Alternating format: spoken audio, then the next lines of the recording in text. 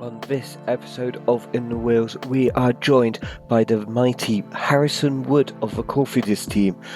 He's a great guy. He rode the Giro d'Italia, his debut Grand Tour this year. He's also had quite a circuitous route to the top, I feel, and it's a very interesting story and one worth listening to. So get yourselves comfy for the next 30-40 minutes. Just indulge in listening to our chat, me with Harrison Wood.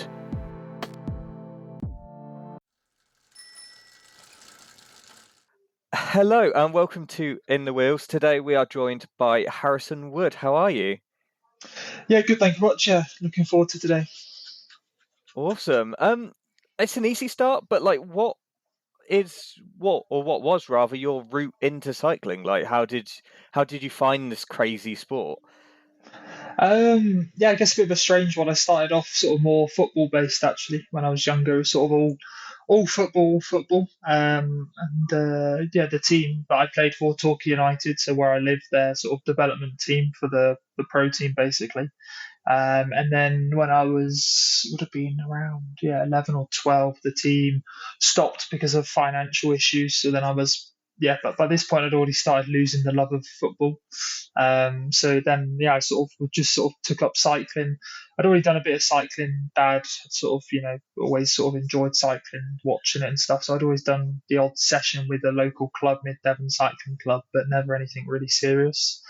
And then sort of just got into it from there. Really, it was just riding a bit and noticing I was getting better and stronger and stuff like that. But I didn't really start racing until quite late either. So I guess in that sense, I'm a bit of a newcomer to cycling. Oh, also, I had no idea you had this sort of football past, and obviously, as soon as you mentioned Torquay, I was like, "Oh, I know that's Devon." Um, Yeah, just I've got family from Cornwall, so the other county. the other one, the better one. Yeah, there's a bit of needle and rivalry there for any non-Brits, but yeah, Definitely. I'm sure one of the counties has the sort of claim to the Cornish pasty and its heritage. I think it's currently with Devon, but I don't know. Yeah, there's all kind of, and then the scones as well. Who puts the cream on first and all that rubbish. Oh Um, yeah, well, I don't Cream or even know jam what I first. would do. It's the cream first. So that's just Yeah, I yeah, think I'd agree with you. yeah. Cream Just for all the first. listeners out there, it's the cream first. Don't want anybody getting confused. Yeah, but it has to be Rodders. I'm not putting anything else. No other creams are going on. Like none of your There's whip got stuff. It has to be clotted. yeah, it's got to be good stuff. Awesome. So, you said you got into racing quite late, but you still had some reasonable success, like in the junior ranks. Like you've done the Tour of Wales twice. I always if I'm researching a rider, I always look for that race because it's such I guess, a prestigious race within the British Isles, and the list of sort of winners is incredible. Like, I think one year you raced and Pidcock won. Um, Yeah. I think I want to say Ethan Hayter might have won the second one, or it's someone of It was that standing. Ben Tullett. Ben Tullett. That's it. Yes. Yeah. Now, as soon as So you said it, yeah, two big.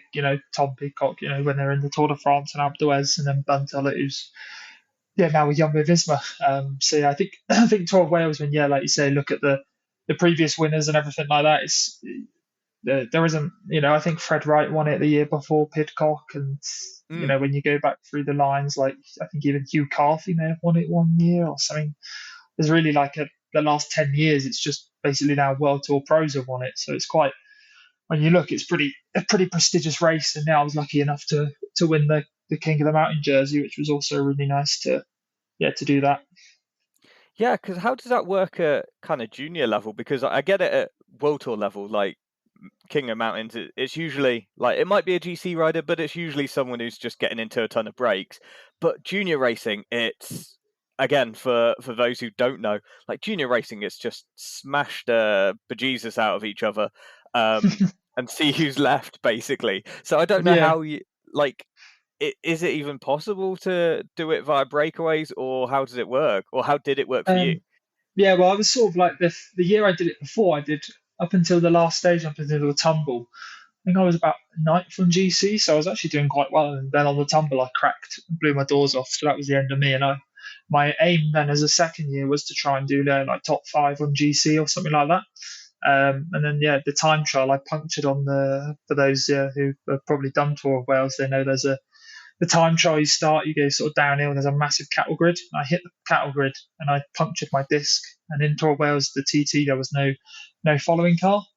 So basically, I was riding then for about 5-10k on the flat disc, all the way to the bottom of the climb. And eventually, I found my mate Matt Ellis, and I got a wheel from him. He was going back to HQ, and he gave me his disc, and I was like, oh, I was so annoyed. It was over then. At this point, I'd been passed by like three guys, and I just put the disc in. I was so annoyed, and I literally just sprinted up the tumble, the short side, as quick as possible, basically. And I got to the top, and I think I'd run like 15 seconds, 20 seconds quicker than like Leo Hayter and Ben Tullett and people like that. And I was like, oh, so I got the KOM jersey, and then I sort of thought, well, nothing else really to try for now. I may as well try and win it, sort of see how I can do that. And then the second stage I got in the breakaway, I was with Ethan Vernon and Max Rushby and then a couple of other guys. And I think at one point we had like a 7 minute gap or something crazy. They just let us go. But then there was about 40 of them that then rode chain gang to try and catch us basically. And we got caught on the final climb. So it was sort of like it wasn't a planned thing to try and win the KOM jersey, but in the end it worked out all right. But yeah, I don't know if I hadn't have had my puncture, I would have never tried to win it. That's for sure. Yeah, it's kind of weird as well. Like all the names that you're mentioning again, it highlights the prestige. But even Matt Ellis, like he's a heck of a great rider. I happen to have ridden with his dad a few times, and they're both amazing people. Yeah, really good Um, people. yeah, like I was racing grass track at like Spalding somewhere, I guess. Yeah. And like there's a lead group of three in like the 8K, and I'd worked for like a kilo just to get onto them, and we lapped everyone else, including Adam, Matt's dad, and I just sat on, Nice. and then the three leaders got away from me again, so I was just sat in a group of three where I was a lap ahead of the other two, so they Yeah. absolutely caned it in the sprint, and I was like, okay, I mean, I won, I'm fourth, but Yeah. okay, like, Yeah, exactly. um, that was kind of fun. But like when you were doing all those races, did you go, oh yeah, this is like the life for me, I could become a pro here? Or like when did that start to come to fruition? Yeah, I guess it's like always like yeah, anybody who races at a junior, I think everybody would say that they have some kind of ambition to try and be a pro, or else you probably wouldn't want to race. You'd be like, well, may as well just take up football or become an Instagram influencer or something like that. Something a bit easier. So I guess in that sense, you sort of yeah. Like in the back of my mind, I was thinking like, yeah, it'd be nice to be a pro, but I didn't really think I had maybe the level to be a pro. And then yeah, so I went to France then as a first year under 23 and sort of went from there. And I think each year it got bit more of a reality that I had the level to be able to go pro. Sort of each year made quite a big step in terms of power, knowledge, racecraft, and everything like that. So I guess in that sense, you sort of it was like a dream, always a dream that was then slowly becoming more of a reality, basically, which was Mm. nice. Yeah, because obviously you went to France with the Aix-en-Provence amateur team.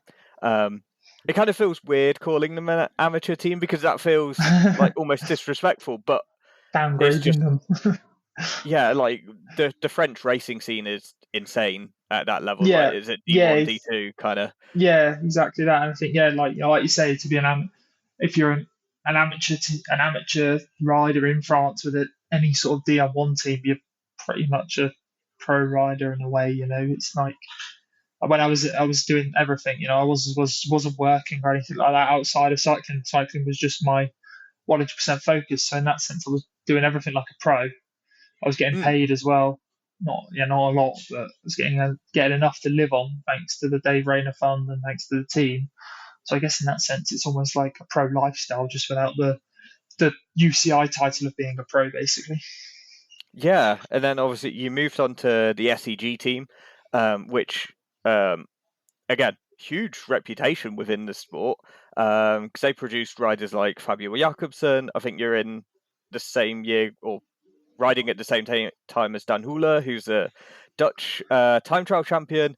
Yeah, I know there's some other names that I saw, and I was like, oh, those are some decent riders. I just got, oh, Jordi Meus, who won yeah, the Champs Elysees won the Champs stage. Elysees.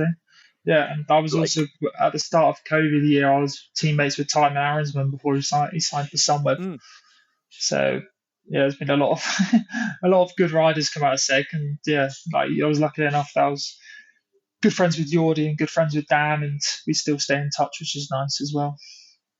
oh, that is awesome. But then obviously, did that team? I want to say that team like stopped at the same time that you stopped riding for them. Is like that was the Yeah, reason. yeah, Um, exactly that.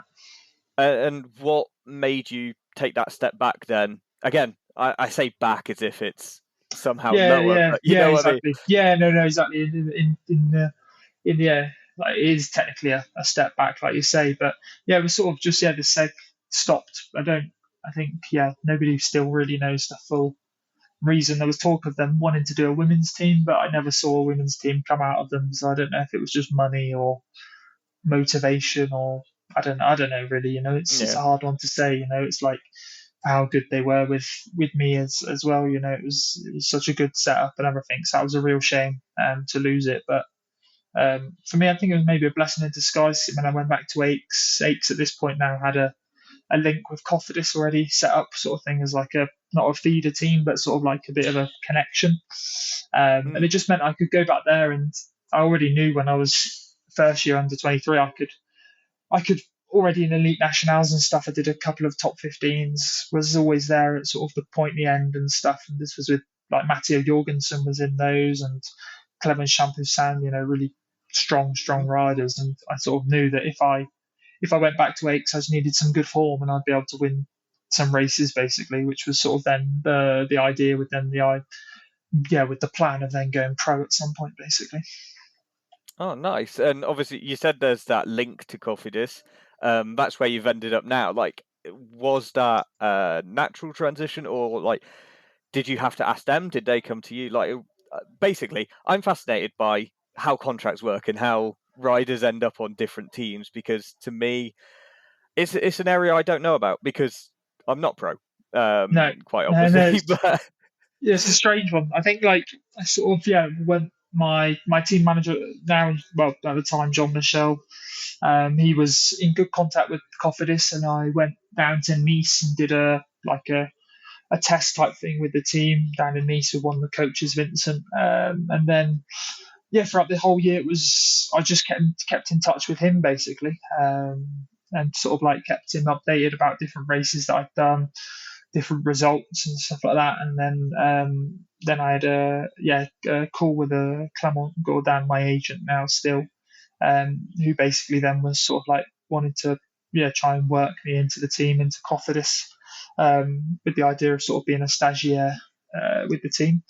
And then it sort of went from there really. There was always like good contact, and between Clement and Cedric, and also then between me and Vincent, the coach, always sort of keeping in touch and asking for tips and advice, and that kind of thing. And in that sense, it's sort of I wasn't really I'd say it's like a 50-50, me reaching out to them and them reaching out to me. It was sort of like a balance, which was good. oh, awesome! And obviously, again for those who maybe don't know, a stagiaire is like it's kind of translated as like a trainee almost. It's a rider who Yeah, gets to ride for a team, usually at a high level, from August because the rules say that you can't sign for a team before August, and usually once you're a very established pro, that sort of that team swap happens in the new year and can be announced from August, but there are spaces for stagiaires for the sort of younger riders making their first steps as a pro yeah, um, to go from as I say, from August. And obviously you've done like the Tour Down Under as a World Tour race. You've done Dauphiné. You've also done your first Grand Tour, the Giro. Like, yeah. how were those experiences, and were they kind of? Did you feel they were natural progressions, or did you ever feel like you were sort of chucked in at the deep end and just having to see if you swam? Yeah, I guess like sort of like when I was yeah obviously went pro last year and first race was Tour Down Under, and I sort of think it's known for maybe being a bit of a holiday type race. It's like Mm, people go there to get some training in and with the sun and everything like that. But I went there and it was full gas. Everybody said that it was super hard. And super super nervous as well. I think there was a lot of crashes and everything like that. I was like, wow, this is a bit of an eye opener. And then yeah, sort of from there it was. Then I did like some smaller races, which was nice. It sort of meant I sort of could understand a little bit more my level and sort of see where I was at really. And I'd say like the first sort of big experience here was Dauphiné, and that was sort of the first time I saw like I guess how high level cycling is, to be at the very top. There was Vingegaard there who was in Tour de France shape. He wiped the floor with everyone, and Adam Yates who finished third in the Tour that year as well. It was like a big eye opener to the level of cycling and what's needed to be the very best, and at least to be able to compete.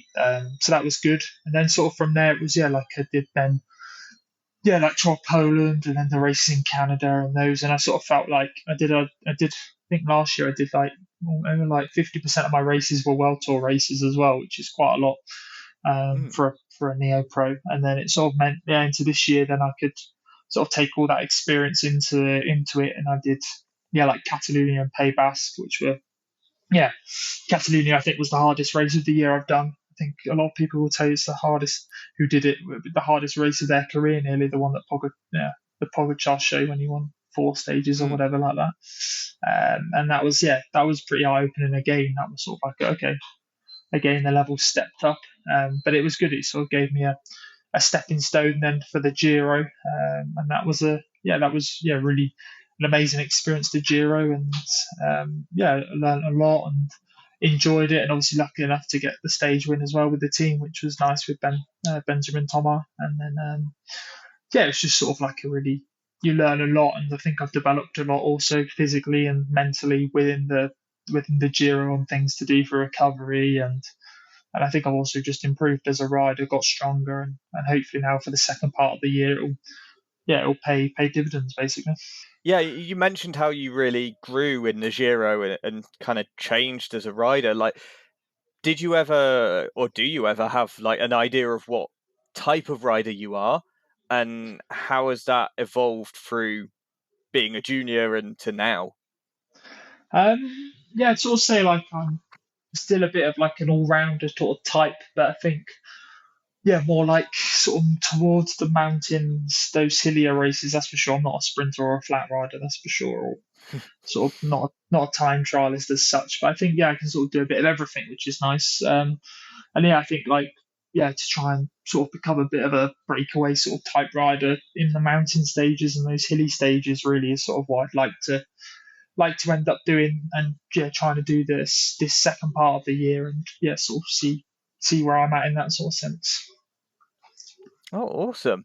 And kind of moving tack, like what are your future plans, whether that's for the rest of the year, using that sort of Giro experience and how it's changed you, or even like going into future seasons? Obviously, you said you want to focus on kind of mountain breakaways. But yeah, like what are your kind of plans for the rest of the season? Yeah, rest of the season, I've sort of yeah, hopefully I'd like to try and yeah do some personal results in a few races. Try and take my own opportunity and do maybe like a couple of top five or top tens in some smaller French Cup races like Tour de Limousin or Arctic Race of Norway as well. Those kind of races, and yeah, don't fully know the rest of my calendar just yet, but I imagine it will be like some of the Italian classics at the end of the year, and then maybe Tour of Guangxi or Japan Cup or something like that at the end of the year, which would be Mm, yeah, it's to sort of just yeah try and use that form to yeah take my if I get a chance take my own opportunity. I think so that's one lucky thing with all the leaders being at the Tour de France now is like those other races around the Tour period. It's not normally like the big leaders in the team there, so sort of find that sometimes you can get your own opportunity to race for your not race for yourself, but race for your own sort of result, which is yeah would be my plan, and then yeah from there it'd be nice yeah just to keep developing as a rider and yeah try and just each year improve and get better. I think I've got quite a big like sort of ability to improve. I think each year I notice a big step and a big improvement as well in terms of watts and racecraft and everything like that. So I think just keep on that trajectory and just keep getting better and better and better and see where the sky's the limit, I guess, as they say. Oh, awesome. Just two more questions, really, then. One is kind of pretty untested, to be honest, so we'll see if it works. If it doesn't, this is getting cut. If you're hearing this, it's worked. What's your kind of most memorable day from cycling? That doesn't have to be one where you were like hugely successful. You know, it could be that time trial where you mentioned where, flattening a disc. That's Yeah. quite memorable in some ways, but yeah, what's been your most memorable day on the bike? Probably, yeah, like it'd be up there this year, the two stages in the Giro, Livigno stage where I was in the breakaway, and Mm, then Pogacar went on to win. That was like my first time that I've been in a Grand Tour breakaway. For me, that will live in my mind forever. Sort of thing. How cool it is to come through as sort of like the front of the race and yeah, be up there and able to show myself, which was really nice. And then I guess the next day after that, when we had the rider protest, that'll always live quite strongly in my mind as well. Sort of the politics that were going on behind it all, and talks of the organisation bribing teams to try and start, and teams not wanting to start, and then teams starting because they had the chance to go for a jersey. It was chaos, and that'll like as a bad point almost live in my mind forever, I guess. yeah, I guess on that sort of Grand Tour breakaway, like, do you get a chance to chat to kind of, are you admiring the scenery, or is it just because you're working so hard, it's just a block and you don't kind of see anything, you just focus on the racing? Yeah, I think there was like a couple of points I could take in, like on Mortaroli with the crowds. That was insane, and yeah, like it was probably just those sort of like bits, and then but the last 30 or 40k were just horrible suffering, despite the point of sort of being dropped and caught by the GC group, and then just got dropped to the bottom of Foscagna by the Pogacar sort of group, which meant that I had like a 17k climb at 6%. It was horrible. It was Oof. just was completely dead, and I was in a group with Lewis Askey, and just nobody was talking. It was horrible. Everybody was suffering, and then yeah, then we had to go up the absolute killer of the climb at the end, up like on gravel and everything. I was like, oh, it was awful. I finished that. I was completely dead. I think it's the most dead I've been on a bike as well. At the finish, it was it was abuse really.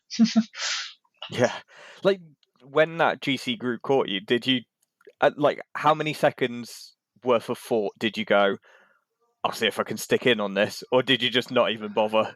I was quite lucky actually. I sort of got caught on the valley part between Mortarola and Foscagna, which was like 20k. So I thought, oh, it's all right. I'll get a free ride, but it was not a free ride. It was a tailwind, and you were going full gas for the stage win. But I thought if I can hold on, I can get like a toe almost to the bottom of this climb, and I did that, and I think then we hit the bottom of the climb, and I think there was maybe only 30 guys in the group, and of which 20 of them just instantly pulled the plug at the bottom of the climb, just like that. Bang! Like, bam, that's it. See you later. I'm finished. And I was one of those 20, so that was all right. Found a nice group to ride to the finish with. But yeah, it was sort of see again like the level that Pogacar had, how hard the stage was, and then how much he won by was insane, really. Yeah, and obviously he's attempting that kind of historic Giro Tour double. Yeah. Um, what do you reckon? Can he do it, or are you thinking, maybe not? Like it's a step too far. I don't know. I think if there's one person who can, it's him.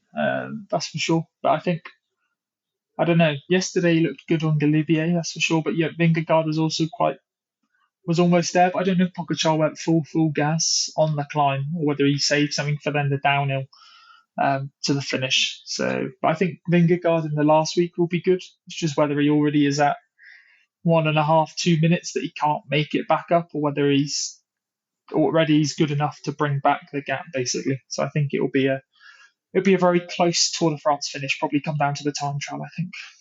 Yeah, and that's actually interesting. That's something I've not considered before. Is that you said? Apologies for how long this has gone on, because I said there's only Sorry. two more questions, and that's like 20. Um, but you said like, oh, maybe he's saving something for the downhill. To the sort of layperson, you're like downhill. gravity's doing the job. Yeah, You're not having exactly. to do anything. Like, You're not so pushing. why would you save energy for it? Like, from a I think it's pro's like point of view. Galibier descent yesterday. You saw there was a lot of push, there was a lot of riding they had to do there. It wasn't just like a sit with your hands on the bars and not pedal and let the speed take you. Pogacar was sprinting out of every corner, having to push between every corner. I think if he'd gone over his limit on the climb, he wouldn't have been able to do that. And then in the end, he took 35 seconds because I think Vingegaard went above his limit maybe. Couldn't then out of the corners. You saw he was descending quick, but he wasn't sprinting out the corners like Pogacar.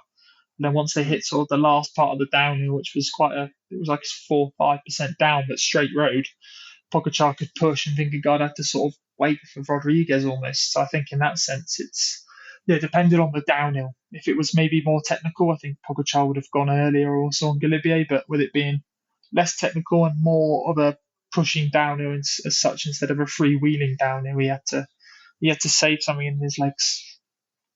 Yeah, that's fair enough, because like to the person off the street, they're like, oh great, it's a downhill, easy. Yeah, Like, easy, don't exactly, do anything. cruise.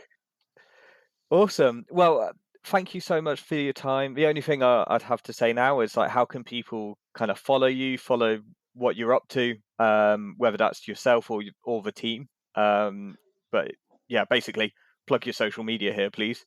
Yes, so Strava obviously for me, Harrison Wood on Strava.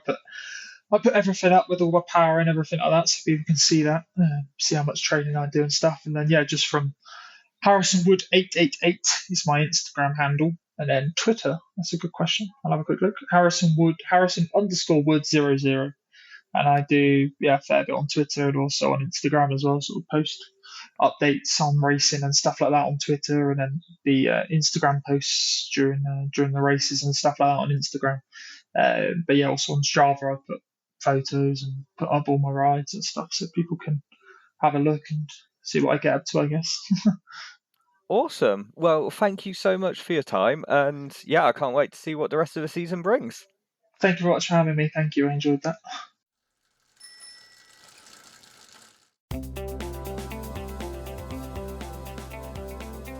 Well, that was a glorious chat. I hope you enjoyed it as much as we did recording it. And he's, as I said, a super great guy. Can't wait to hear more from him and see where his season takes him. And maybe more mountain breakaways, because that seems to be what he's angling for. So until next time, ta-ta.